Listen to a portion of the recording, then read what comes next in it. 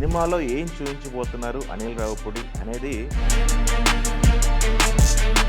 రా agent, national security adviser అన్నట్లు ఒక బిల్డప్ ఇచ్చారు.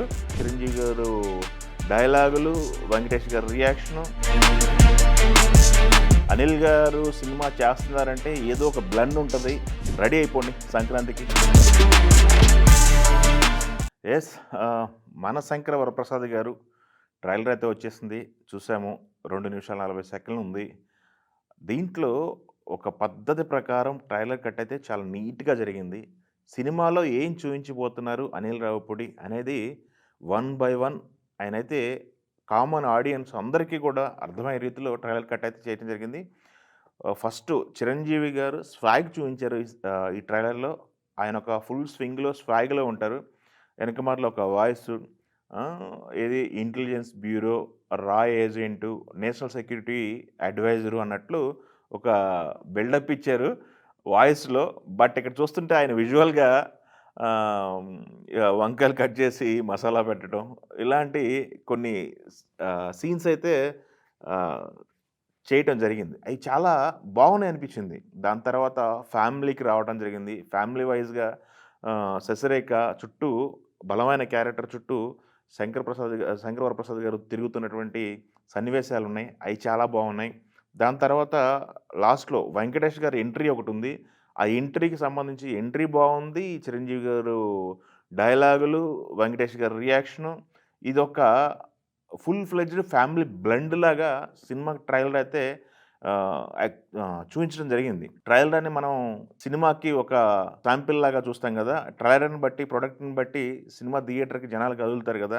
ఇప్పటి వరకు రిలీజ్ అయినటువంటి పాటలు, 3 పాటలు చాలా ప్రామిసింగ్గా ఉన్నాయి. 3 పాటలు కూడా జనాల్లో హమ్మింగ్లో ఉన్నాయి. 3 పాటలు కింద లెవెల్ వరకు వెళ్ళటం జరిగింది, ప్రేక్షకుల దగ్గర వరకు.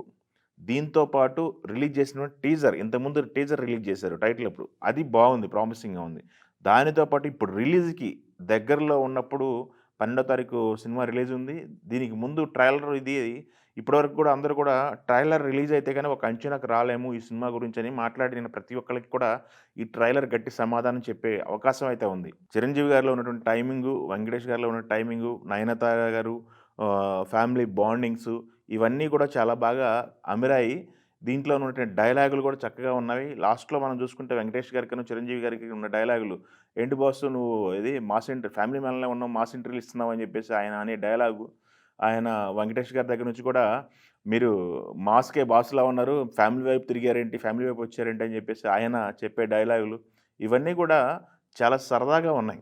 సంక్రాంతికి వస్తున్నాం సినిమా, సంక్రాంతికి వచ్చి ఎలాంటి సైలెంట్గా వచ్చి ఎలాంటి పెద్ద హిట్ అయింది అనేది అందరికీ తెలుసు.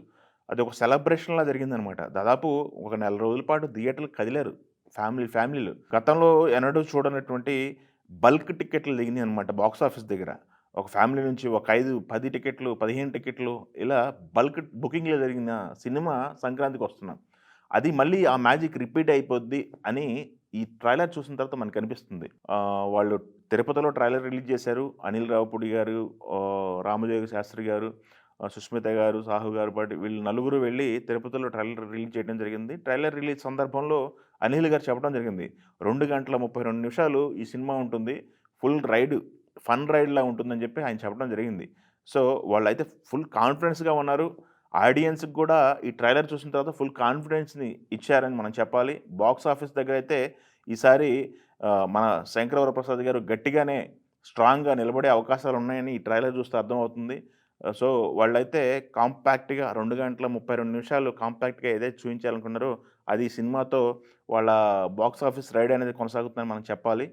చూద్దాం మరి. ఇంకా చిరంజీవి గారి అభిమానులు, చిరంజీవి గారు అయితే చాలా బాగున్నారు. నయనతార గారు గారి దగ్గర నుంచి చిరంజీవి గారి దగ్గర, ప్లస్ వెంకటేష్ గారి లుక్ కానీ ఇవన్నీ కూడా చాలా ప్లెజెంట్గా ఉంది. సినిమా అయితే చాలా ఆహ్లాదంగా ఉందని చెప్తాం కదా, అలా ఉంది. ఇబ్బంది పెట్టే పరిస్థితి అయితే ఎక్కడ కూడా కనపడలే ఒక ఫ్రేమ్లో కూడా.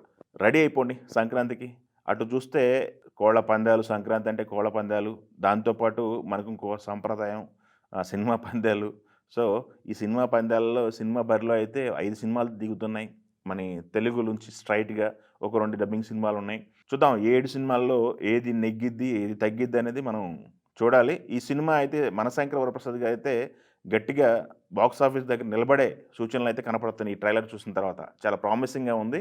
అనిల్ గారు సినిమా చేస్తున్నారంటే ఏదో ఒక బ్లెండ్ ఉంటది అని జెప్పేసి ప్రతి ఒక్కళ్ళు నమ్ముతారు. ఆ బ్లెండ్ దీంట్లో పూర్తిగా కుదిరింది. పూర్తి సినిమా చూసిన తర్వాత మళ్ళొకసారి మాట్లాడుకునే ప్రయత్నమే చేద్దాం. ట్రైలర్ అయితే చాలా ప్రామిసింగ్‌గా ఉంది. బాక్స్ ఆఫీస్ దగ్గర గట్టి నంబర్సే వచ్చే అవకాశం ఉందనిపిస్తుంది. చూద్దాం మరి ఇంకా ఈ పోటీలో ఎలాంటి పరిస్థితి ఉంది?